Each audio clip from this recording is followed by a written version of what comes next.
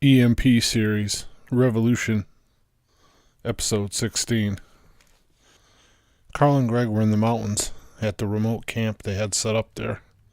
The explosion that Pastor Richie and Roger heard from the church was only a few miles from Carl's camp, and he and Greg heard it and felt it.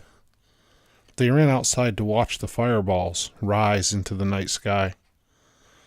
Carl looked at Greg. What the heck was that? Looks like a mile or so short of town.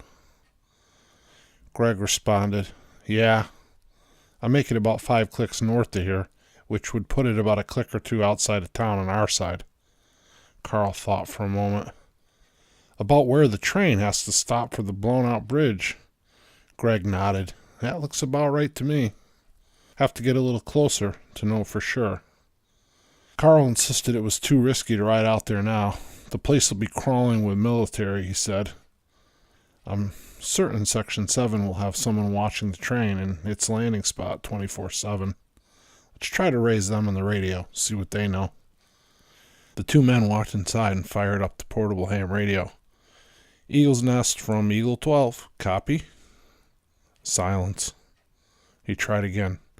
Eagle's Nest from Eagle 12. Copy. The response came back. Eagle's Nest, we copy. Carl proceeded. Request info on status of Site 4 objective. Authentication code Raptor Natural Victor. Stand by, Eagle 12. After a several-minute pause, the response came back. Eagle 12, be advised, site is code red. Repeat, code red. No further details at this time. Carl looked at Greg. Message received. Eagle 12 out. Why would anyone want to blow that site? Greg asked. The train is stuck there. It's trapped between two blown-out river crossings. Carl said, the military was running another train up to that site, stopping just on the other side of the river. They were making fuel and supply drops there, and trucking them down the access road, and across the lower bridge and into town. Intel on it just came in this morning. I've not been briefed on it yet. We got one of Levi's men who reported it on his way to Hollis today. Probably arrive and meet with him tomorrow. We'll know more after that, but I'm thinking if someone got wind of it, well, by the size of the explosion, I'm guessing they blew the fuel dump. Then he looked at Greg. Any ideas? Greg answered, well, only the obvious. Tyler Hobbs and his men. Carl said, yeah, that was my first thought too, but it doesn't feel right. Hobbs knew how we felt about his going rogue. We made it clear last time we spoke to him that he needed to toe the line. Yeah, or he was going to be on his own, which may be how he decided to proceed. Carl answered, well, he very well could go that route, but I don't think he would without letting us know. Just my gut telling me something doesn't fit. Okay, said Greg. But you know, Chief, you really don't know Hobbs all that well. It's possible you miscalculated his response options. Carl looked directly at Greg. Yeah, it's possible. At the same time, I can't allow your personal feelings toward him to create a bias that allows us to jump to any conclusions. Let's talk to Hobbs before we convict him. Greg scowled. Talk to him all you want. I don't trust him to tell us the truth. Or in any other way, for that matter. Carl said, send someone up to invite him down. Make it clear that they're not to come back without him. Roger that, Chief, said Greg as he exited the tent. Pastor rode down to the military command post in town and demanded to speak with Captain Crawford. After waiting for almost an hour, Crawford walked out to receive him. Pastor Sharps, this is not a good time. I have a lot going on right now. What do you need to talk to me about? Pastor proceeded to tell Crawford that they saw the explosion at the church and wanted to know what was going on and if he could help in any way. Crawford chuckled and said, Pastor, don't take this the wrong way, but I'm not telling you or anyone else in this town anything. As far as I'm concerned, every single person here is in league with Carl Fairley and his terrorist organization. These matters are sensitive and confidential.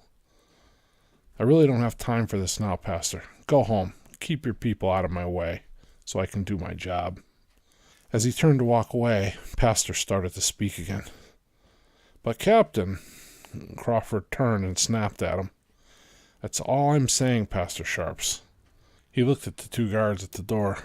"Gentlemen, show the good Reverend out. Make sure he goes home directly." "Yes, sir," came the response in unison. "And make sure my Jeep is gassed and ready with the driver out front in 5 minutes." Again in unison. "Yes, sir."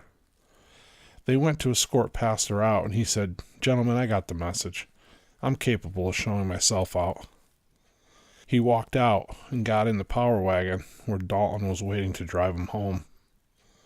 Earlier, while Pastor, Richie, and Roger watched the fireballs ascend into the sky on the pavilion, Roger took out his compass and set a heading in the direction of the explosion. When Pastor left for town to call on Captain Crawford, Roger borrowed a horse and headed for the explosion site. When he reached the site, he could see the lights and commotion a ways off. He tied the horse off to a tree and walked in unawares. He climbed a small hill to the side of the track and took up a concealed position in the shadows of the tree line there. He watched and listened as Crawford's men processed the site. He saw them load several bodies onto a truck and drive away. It's clear that the fuel tanker was blown as the train came to rest at the end of the line.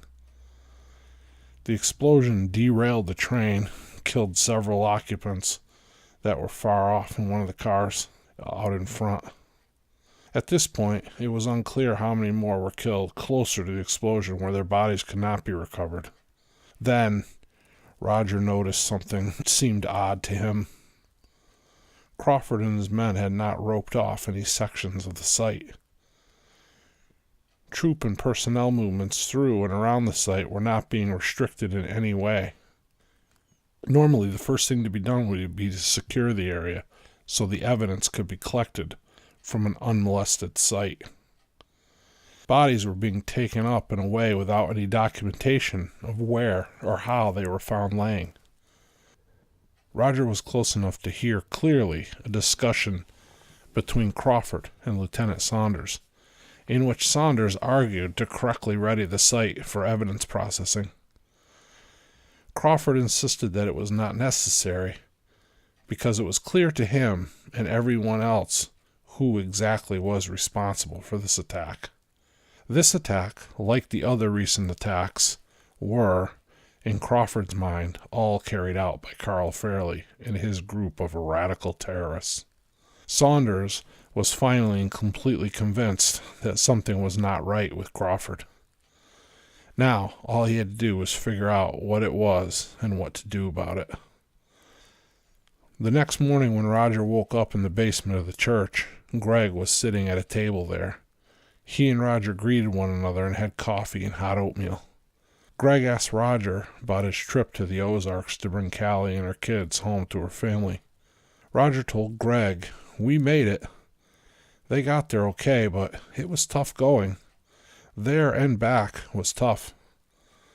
This country is a messed up place right now, bro. There are people killing each other out there over nothing." Then he paused and looked directly at Greg.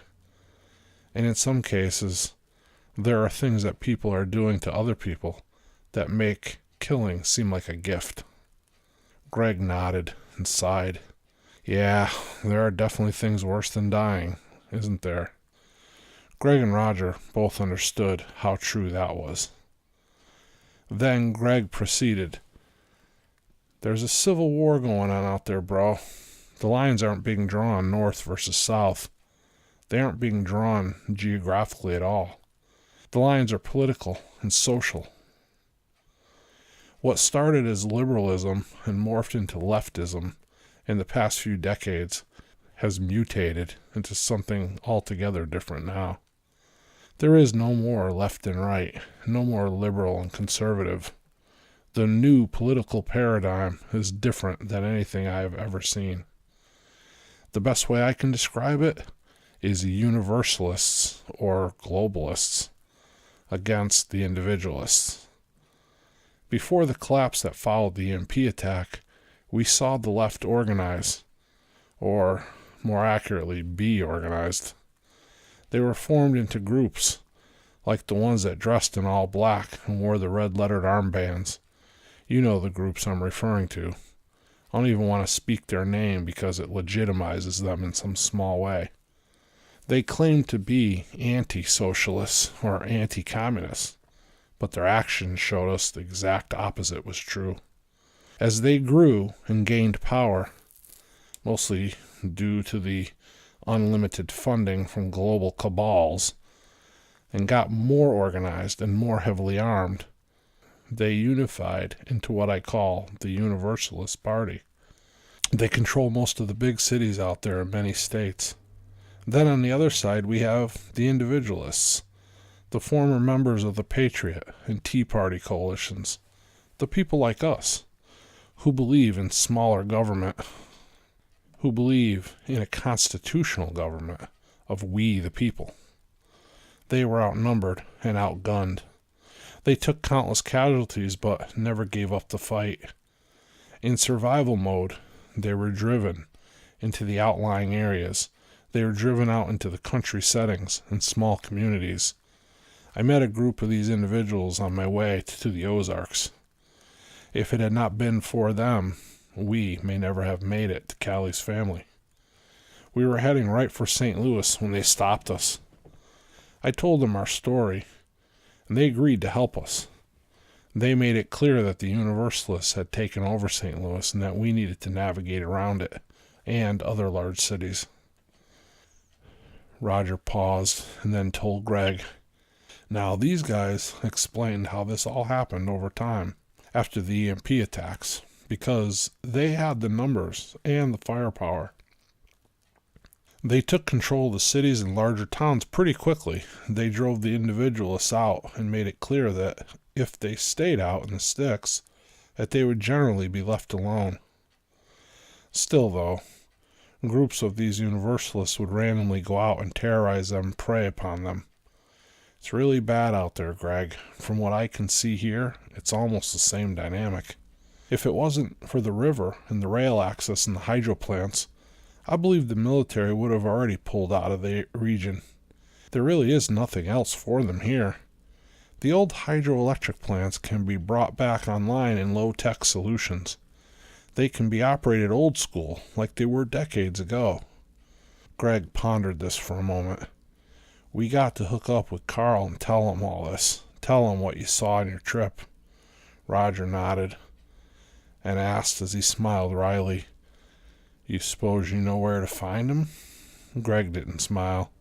He trusted Roger, but then in another, lesser way, he trusted nobody. "I might have some idea," he answered. "We'll leave in 1 hour." And then he got up and went into the radio room and closed the door. Roger sat back and enjoyed his breakfast and the peace and security that he had there.